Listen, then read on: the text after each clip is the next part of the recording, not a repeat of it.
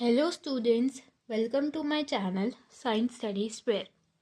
तो कल हमने थोड़ा सा चैप्टर को जो है स्टडी किया था, चैप्टर नंबर 4 को।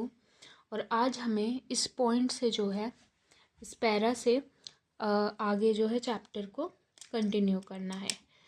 तो स्टार्ट करते हैं। We know that the reactivity of elements is explained as their tendency to attain a completely filled outer shell, that is attain noble gas configuration। तो ये मैंने आपको कल ही बता दिया था कि कोई भी एलिमेंट क्यों रिएक्टिव है, क्योंकि उसको अपने वैलेंस शेल को फिल करना है। ठीक है, उसका जो ऑक्टेट है वो उसको बनाना है। अगर वो 8 इलेक्ट्रॉन्स उसे चाहिए, जैसे अगर के शेल है, के शेल कब फिल होगी? जब इसमें 2 इलेक्ट्रॉन्स होंगे। अब जैसे हाइड्रोजन का इलेक्ट्रॉनिक कन्फिग्रेशन क्या है? के शेल में 1 इलेक्ट्रॉन है। हाइड्रोजन क्यों रिएक्टिव है? क्योंकि उसे अपने के शेल को जो है फिल करना है, इसमें 2 इलेक्ट्रॉन्स होने चाहिए। ठीक है, इसलिए हाइड्रोजन रिएक्टिव है। तो हाइड्रोजन के पास 2 पॉसिबिलिटी है कि या तो वो 1 इलेक्ट्रॉन ले ले या 1 इलेक्ट्रॉन दे दे। तो मोस्ट ऑफ द केसेस में हाइड्रोजन जो है मेटल्स के साथ तो एक नॉन मेटल की तरह बिहेव करता है, तो वो 1 इलेक्ट्रॉन ले लेता है और कर लेता है अपने के शेल में 2 इलेक्ट्रॉन। तो के शेल में 2 इलेक्ट्रॉन आ गए तो के शेल क्या हो गई? कम्प्लीटली फिल्ड हो गई। तो यही एक रीज़न है कि जो एलिमेंट्स होते हैं वो इसलिए रिएक्ट करते हैं क्योंकि उन्हें अपने वैलेंस शेल में कंप्लीट जो है इलेक्ट्रॉन्स चाहिए। अगर मान लो एल शेल है तो एल शेल में कितने इलेक्ट्रॉन्स हमें चाहिए? एक एल शेल को कंप्लीट करने के लिए वो है 8 इलेक्ट्रॉन्स। ऑक्सीजन रिएक्टिव क्यों है? क्योंकि ऑक्सीजन का इलेक्ट्रॉनिक कन्फिग्रेशन है 2,6। तो 2 पॉसिबिलिटीज़ है, या तो ऑक्सीजन 2 इलेक्ट्रॉन्स ले ले या ये 6 इलेक्ट्रॉन लूज़ कर दे।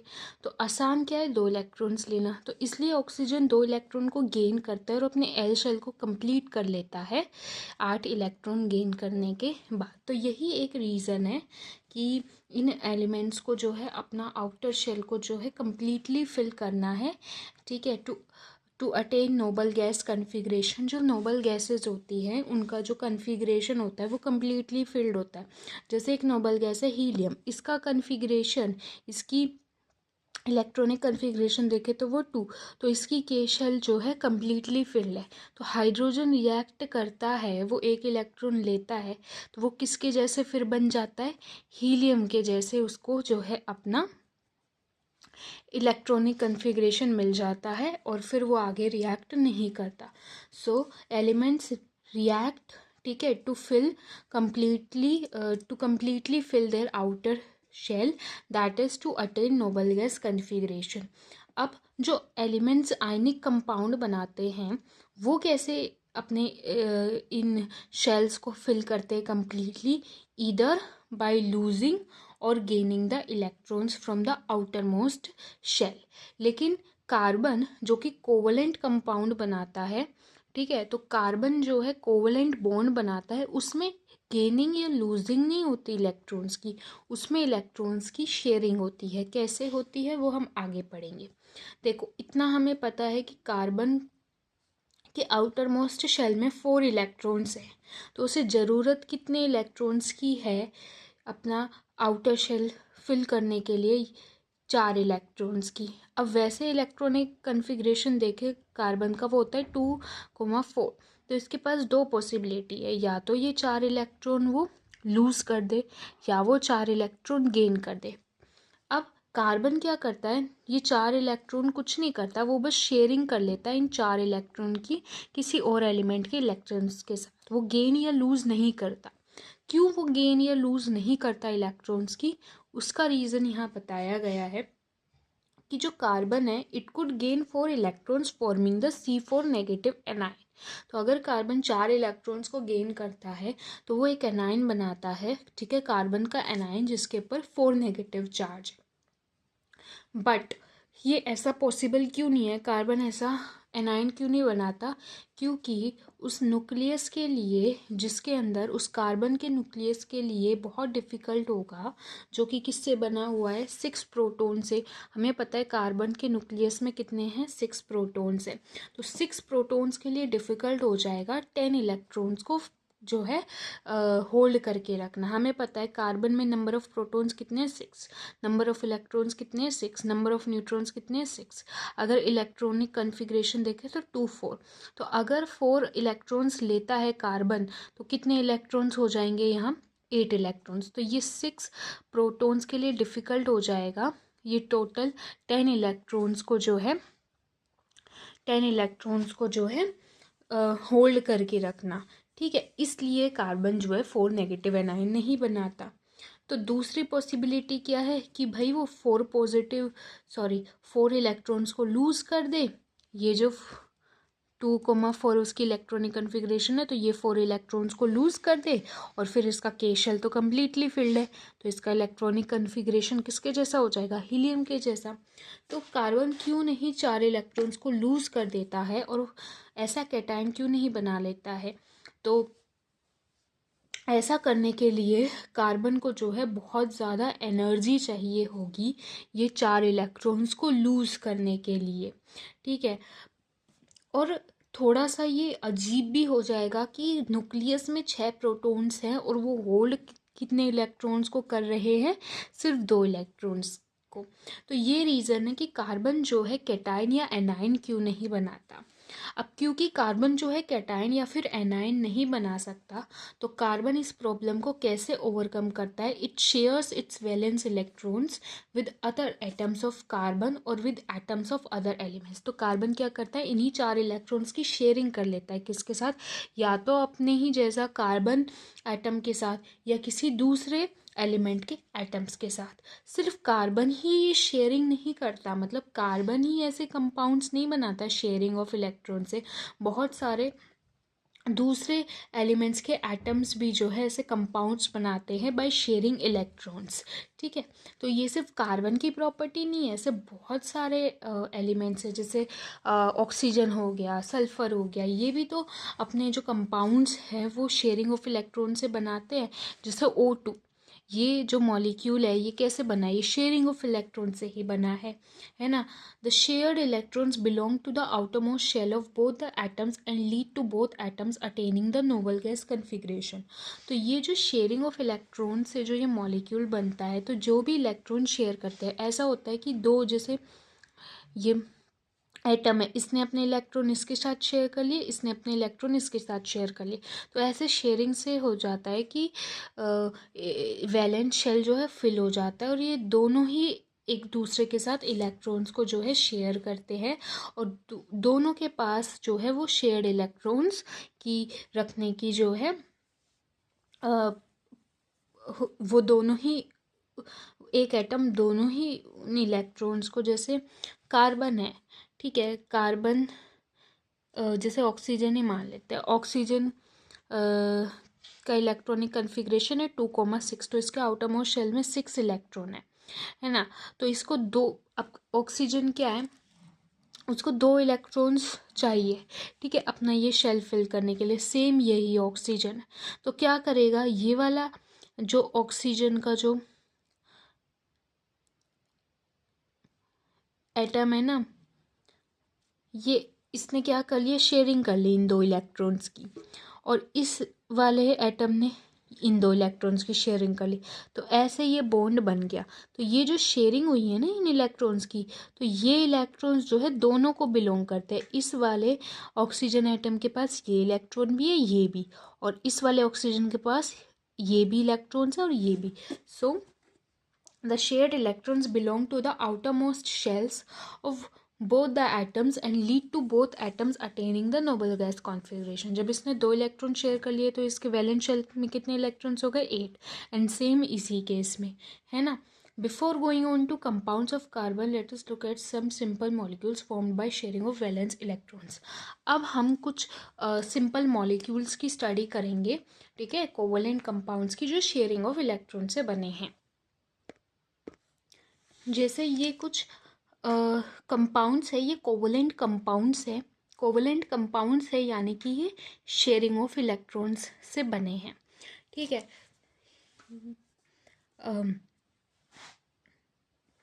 तो देखते हैं कैसे बने। देखो, सबसे पहले हमें क्या करना है, H2, ठीक है, H2 में कितने एटम्स है? 2 हाइड्रोजन एटम्स। हाइड्रोजन का वैलेंस शेल में कितने इलेक्ट्रॉन है? 1 इलेक्ट्रॉन है, और यहाँ भी हमने 1 इलेक्ट्रॉन रिप्रेजेंट कर दिया। अब हाइड्रोजन को क्या चाहिए? 2 इलेक्ट्रॉन, मतलब एक और इलेक्ट्रॉन चाहिए अपना ऑक्टेट फिल करने के लिए। तो उसने क्या किया? ये शेयरिंग कर ली, ठीक है, इस इलेक्ट्रॉन की। सेम इसी एटम ने ये इस वाले इलेक्ट्रॉन की शेयरिंग कर ली, तो ऐसे एक बॉन्ड बन गया। तो इस हाइड्रोजन एटम के पास ये इलेक्ट्रॉन भी है, ये इलेक्ट्रॉन भी है। इस हाइड्रोजन एटम के पास ये इलेक्ट्रॉन भी है, ये इलेक्ट्रॉन भी है। तो ऐसे आपका बॉन्ड बन गया, क्योंकि यहाँ सिर्फ एक पेयर की ही शेयरिंग हुई है, मतलब मैक्सिमम 2 इलेक्ट्रॉन्स की ही शेयरिंग हुई है। तो सिंपली कैसा बॉन्ड बना? एक सिंगल बॉन्ड बना। ऐसे हम बात करते हैं Cl2 मॉलिक्यूल की। 2 क्लोरीन के मॉलिक्यूल्स। अब क्लोरीन के वैलेंस शेल में कितने इलेक्ट्रॉन्स हैं? क्लोरीन का एटॉमिक नंबर है 17। इलेक्ट्रॉनिक कन्फिग्रेशन हो जाएगी 2,8,7। तो हम यहाँ रिप्रेजेंट कर देंगे 7 इलेक्ट्रॉन्स। 1 2 3 4 5 6 7, है ना। सेम यहाँ पे अब इसको क्या चाहिए? एक इलेक्ट्रॉन बस चाहिए अपना ऑक्टेट फिल करने के लिए। तो क्या करेगा? ये क्लोरीन का एटम इस इलेक्ट्रॉन को शेयर कर लेगा, सेम ये क्लोरीन का एटम इस इलेक्ट्रॉन को शेयरिंग कर लेगा, और ये आपका ऐसा एक सिंगल बॉन्ड बन जाएगा। जो शेयरिंग ऑफ इलेक्ट्रॉन से बॉन्ड बनता है उसे हम कोवलेंट बॉन्ड कहते हैं। और ऐसे मॉलिक्यूल्स या ऐसे कंपाउंड्स जो कोवलेंट बॉन्ड से बने हैं उन्हें हम कोवलेंट कंपाउंड्स या फिर कोवलेंट मॉलिक्यूल्स बोलते हैं। ऐसे ही O2 की बात करें तो 2 ऑक्सीजन एटम्स। अब ऑक्सीजन का इलेक्ट्रॉनिक कन्फिग्रेशन क्या है? 2,6। देखो यहाँ जो ये मैं इलेक्ट्रॉन्स दिखा रही हूँ ना, ये वैलेंस शेल के इलेक्ट्रॉन्स हैं। तो यहाँ पे 6 वैलेंस इलेक्ट्रॉन्स आप रिप्रेजेंट कर दो, है ना। सेम यहाँ पे आप रिप्रेजेंट कर दो। अब ऑक्सीजन को क्या चाहिए? 2 इलेक्ट्रॉन्स चाहिए बस अपना ऑक्टेट कंप्लीट करने के लिए, अपनी वैलेंस शेल को कंप्लीटली फिल करने के लिए। तो वो क्या करेगा? दूसरे एटम के 2 इलेक्ट्रॉन्स को शेयर कर लेगा, ठीक है। सेम ये ऑक्सीजन एटम शेयर कर लेगा, और ऐसे आपका बॉन्ड बन जाएगा। तो यहाँ कितने इलेक्ट्रॉन शेयर हुए? 4 इलेक्ट्रॉन्स टोटल, यानी कि 2 पेयर ऑफ इलेक्ट्रॉन्स की शेयरिंग हुई। तो यहाँ कितने बॉन्ड बने? 2 बॉन्ड बने। ऐसे ही हम N3, सॉरी यहाँ ये N2 है, ठीक है। ऐसे ही हम N2 को देखते हैं। नाइट्रोजन का एटॉमिक नंबर है 7, इलेक्ट्रॉनिक कन्फिग्रेशन 2,5। अब ये शेयरिंग ऐसे करेगा कि इसको जो है 3 इलेक्ट्रॉन्स मिल जाए और अपना ये वैलेंस शेल को कम्प्लीटली फिल कर ले। तो पहले हम 5 इलेक्ट्रॉन्स रिप्रेजेंट कर दे इसके, ठीक है। तो ये हमने रिप्रेजेंट कर दिए, ठीक है। अब क्या होगा? इसको 5 इलेक्ट्रॉन से 3 और चाहिए, 3 यहाँ से ले लेगा, सेम ये 3 यहाँ से ले लेगा, है ना। अब मैंने ये 3 इलेक्ट्रॉन्स यहाँ क्यों रिप्रेजेंट किए? क्योंकि भाई इतना क्लियर था 3 इलेक्ट्रॉन चाहिए, है ना। N2 का मॉलिक्यूल हम बना ही रहे हैं, जाहिर सी बात है ये 3 इलेक्ट्रॉन ये शेयरिंग से लेगा दूसरे एटम के साथ, और खुद के भी शेयर करेगा 3 इलेक्ट्रॉन। तो 3 को मैंने इसलिए एक साथ यहाँ रिप्रेजेंट कर दिया, और इसी के एग्जैक्ट अपोजिट में मैंने ये 3 इलेक्ट्रॉन्स इसके कर दिए, ताकि ये डिपिक्शन आसान हो जाए, ये डायग्राम बनाना आसान हो जाए कि भाई 3 इलेक्ट्रॉन इसने ले लिए यहाँ से, ठीक है, और अपना कंप्लीट कर लिया एल शेल, और 3 इलेक्ट्रॉन इसने ये वाले यहाँ से ले लिए, और ऐसे जो है बॉन्ड बन गया। अब यहाँ टोटल 6 पेयर्स ऑफ इलेक्ट्रॉन्स की शेयरिंग हुई है, sorry total 3 pairs of electron की शेयरिंग हुई है, टोटल 6 इलेक्ट्रॉन्स की शेयरिंग हुई है। बॉन्ड कितने बने? 3 बॉन्ड, ट्रिपल बॉन्ड बना। ऐसे ही हम देखेंगे CH4। अब CH4 कैसे बना होगा? देखो ऐसे केसेस में हम क्या करते हैं, जो सबसे कम नंबर वाला एटम होता है ना, मतलब पॉलीएटॉमिक मॉलिक्यूल की बात कर रही हूँ, कंपाउंड की बात कर रही हूँ, पॉलीएटॉमिक है जिसमें मतलब 3 से ज़्यादा आइटम्स हैं, ठीक है, 2 से ज़्यादा आइटम्स है। तो जो सबसे कम नंबर में होगा ना एलिमेंट उसको हम बीच में रखेंगे, बाकी जो भी होंगे उनको हम साइड में रख देंगे। जैसे CH4 में सबसे कम नंबर में क्या है, कार्बन, कार्बन का एक ही एटम प्रेजेंट है, उसको बीच में रखेंगे और साइड साइड में क्या लगा देंगे, हाइड्रोजन लगा देंगे। ठीक है, अब कार्बन का हमें पता है वैलेंस शेल में कितने इलेक्ट्रॉन है, 4। हाइड्रोजन का हमें पता है वैलेंस शेल में कितने इलेक्ट्रॉन है, 1।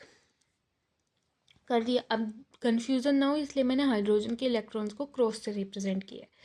तो हाइड्रोजन को अपना देखो 1 इलेक्ट्रॉन चाहिए, तो वो 1 इलेक्ट्रॉन यहाँ से शेयरिंग कर लेगा, ये वाला यहाँ से शेयरिंग कर लेगा, सेम ये वाला यहाँ से शेयरिंग कर लेगा, सेम ये वाला यहाँ से शेयरिंग कर लेगा, है ना। क्योंकि देखो शेयरिंग क्या हुई है, इसने ये वाले इलेक्ट्रॉन को शेयरिंग की है, और ये कार्बन भी क्या कर लेगा, बेसिकली इस इलेक्ट्रॉन की भी शेयरिंग कर लेगा। मतलब ये कुछ इस तरीके से बनेगा।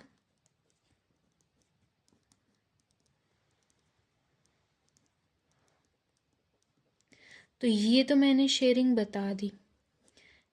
अब ये शेयरिंग पता है ये रिप्रेजेंट कर रही है कि इसने इसको भी शेयर किया है और इसने इसको शेयर किया है।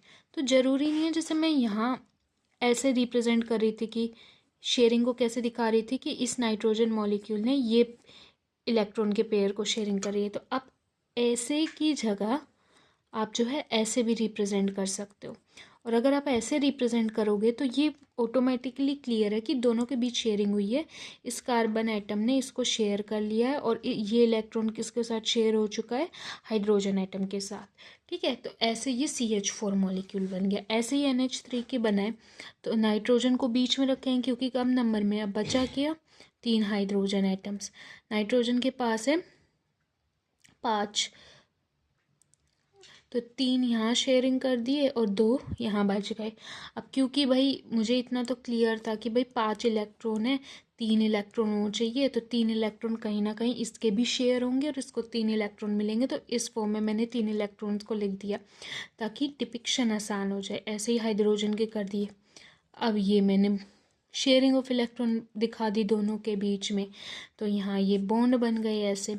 और ये जो है किसी के साथ इसने बॉन्ड नहीं बनाया, तो ये एज अ लोन पेयर की फॉर्म में प्रेजेंट है। जो इलेक्ट्रॉन्स शेयर नहीं होते, बॉन्ड नहीं बनाते, उन्हें हम बोलते हैं लोन पेयर इलेक्ट्रॉन्स। और एक पेयर ऑफ इलेक्ट्रॉन्स 2 इलेक्ट्रॉन्स से बनता है। तो ये एक लोन पेयर ऑफ इलेक्ट्रॉन है, इसमें 2 इलेक्ट्रॉन्स है। ठीक है, तो आज के लिए हम इतना ही पढ़ेंगे। आई होप आपको चीज़ें अच्छे से क्लियर हुई होंगी। Thank you so much for watching my video. If you found the video helpful during your preparation for board exams, then hit the like button. Also share and subscribe my channel.